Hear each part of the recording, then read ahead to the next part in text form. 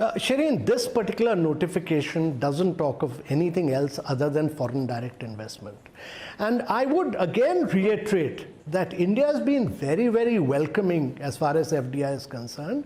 Over the last 5 or 6 years, China has brought in about 8 billion into India. Many of our leading startups, 18 of the top 30 unicorns have all been financed by Chinese companies like Alibaba or Ant Financial or Fosun, many of them. And I think the intention is not to stop investments at all. We've been very welcoming.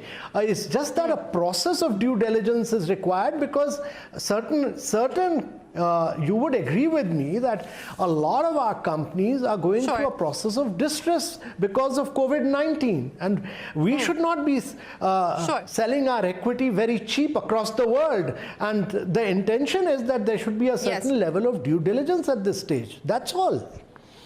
And I think that's a fair enough proposition for any government. Europe has done this, America has done this. We are only, and we are only saying. No, you're right about. You are right about that, sir. You are right that other countries have also brought in policies like what we have done over the weekend. But would it be fair then to say that the intent of the government is to ensure that there is fair valuation, that distressed valuations are not opportunistically made use of at this point in time? This is not about nationality, it's about valuation. Is that your argument? My argument is that government must, in certain cases, do due diligence at this point of time.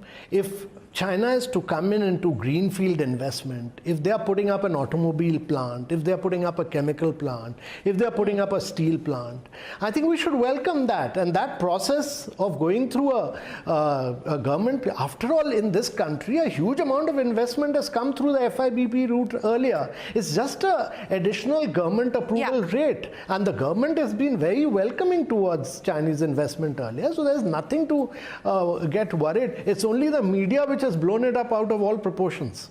And the Chinese government should not react to this.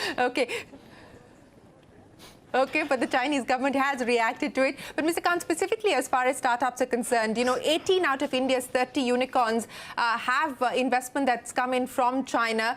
75 companies in India have Chinese investors. So, what is the Indian government's message to the Indian startup ecosystem? What is the Indian government's message then to the likes of Huawei, Oppo, Xiaomi? Huawei, will the government perhaps review its position on allowing Huawei to participate in the 5G trials? Is there a change of position there as well? First of all Chinese companies which are manufacturing in India should continue to manufacture in India. Make in India is our philosophy, and I think Chinese companies who have grown and expanded in India by penetrating Indian markets, they are welcome. In fact, they should use the base of India to export abroad from India.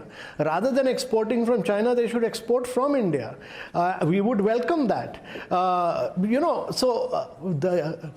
these companies, Oppo, Huawei, all of them, many of them are doing, including R&D work. Many of them have put up their suppliers chain.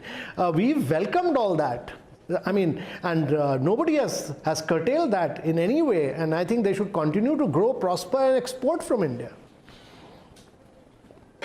Okay. There are concerns, sir, that there could be some unintended consequences of the press note that's been put out. Of course, we are still waiting for the fine print in the FEMA notification, and hopefully some of those concerns that have been raised may be addressed. But do you recognize some of the unintended consequences that people are speaking of? For instance, whether this will make it much more complicated for deals that are currently in the process of being tied up, if they now require government approval and so on and so forth, startups specifically that are in want of money, will it delay the process? Shereen, in earlier days, at least when I was Secretary DIPP, I've seen government approvals being given within a period of 1 week as well. And therefore, my suggestion is that, in greenfield investments, in areas where infrastructure is being created, etc., I think we will move ahead. It's important to understand that the world is going through a very, very a huge amount of disruption. And at this point of time, it was necessary for Government of India also to ensure that its companies are well kept intact and that they are not sold away at distressed values. And that's very, very important for any country to do. It was very important that to understand that valuations had fallen to low levels, and it was the job of Government of India to protect its companies. Okay, all right. We will wait to see that FEMA notification and then perhaps check in with you again. But Mr. Kant, I want to talk to you about one of the other issues that you're working on very closely, and that's the Arogya Setu app, sir. My understanding is that the government hopes that the Arogya Setu app will almost work like a passport or an e-pass to allow mobility during this phase of the COVID crisis as and when the lockdown lifts. Now, how is this being planned? What are the milestones that you hope to achieve before this can be set in motion?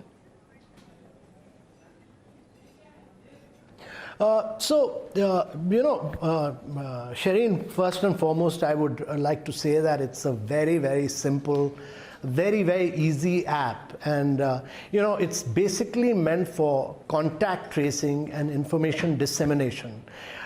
It's in many ways India's technology response to this pandemic, and it's been built by some of the best technological minds of India in good private-public partnership. It's a whole of India approach.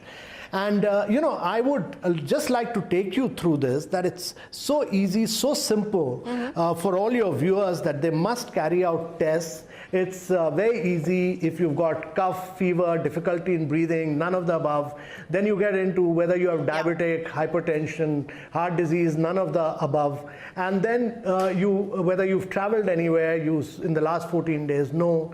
And then whether any of these will apply if you've interacted or lived with someone who has tested positive, you say none of the above. And then you're told that your infection risk is very, very low and you get a green code. Only if you have a yellow code or somebody you've met or interacted with, then you get a yellow code, and then you are able to actually trace out everybody else. Now, physical tracing in a large country like India of 1.4 billion is a very difficult job. And therefore, this technology makes it very, very easy that whomever you interacted with in the last 14 days, and you can track them out and actually quarantine them. And that is the objective. Right.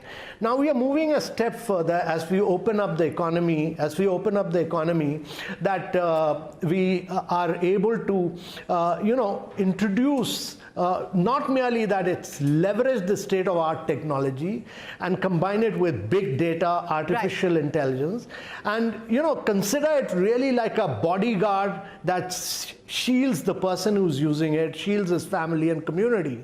And therefore, what we are doing is we are putting certain not merely self-assessment tools, but also an e-pass. And when people get into industrial units for working, or they're moving in from red to green areas, you can go through this pass. And this pass will enable you actually to get into those areas or get into industrial units. It's not just thermal checking, but it's important that you are able to pass this and use this pass to get into work. And I'm saying this because it's truly, this particular app, and some issues have been raised, so I'm clarifying this, that it's world-class product with really top-class, not merely top-class quality, but its privacy and security and scalability perspective. It's one of the most amazing products, and its privacy is almost top-class because it's privacy first by design. It's scalable, and I just wanted to tell you that privacy has been our topmost concern in this whole app, and I'm speaking this with all my conviction as a government servant, that we wanted to ensure that your data is kept on the mobile only for 30 days, in the server for 45 days, and only for at-risk person it will be there for 60 days. But there is an anonymized, randomly generated device ID. This linking of the device ID to the mobile number is just one time, and it's very securely encrypted and stored in a server. And actually all future interactions from the device to server is done through this device ID only. So it's privacy of the highest possible levels and standards. And all processing of contact tracing and risk assessment is done in a totally anonymized manner. Nobody will ever come to know who you are or what's your telephone number.